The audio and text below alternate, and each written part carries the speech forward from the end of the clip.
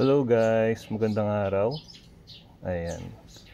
Today, pag-uusapan naman natin kung paano ang pag-turn off at turn on ng traction control. So, sige guys.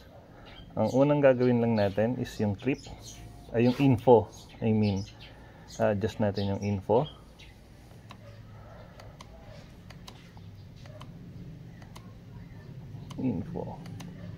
Ayan. So far, naka-on yung traction control natin or yung TCS. Ayan. Traction Control System. So, paano natin siya i-off? I-hold nyo lang to guys. Ganun lang siya kasimple. Huwag nyo bibitawan hanggang sa mag-off siya. Yun. So, naka-off ang ating traction control. So, paano ngayon naman i-open ulit yung traction control natin?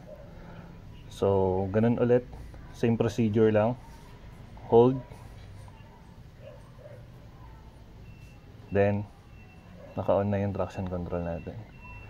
So, if you want to turn it off again, ganun lang. So, sige. Ayan. So, hindi naman natin gagamitin yung traction control. Kaya, in-off ko. So, ganun lang siya guys. Maraming salamat sa panonood. Hanggang sa muli. Babush!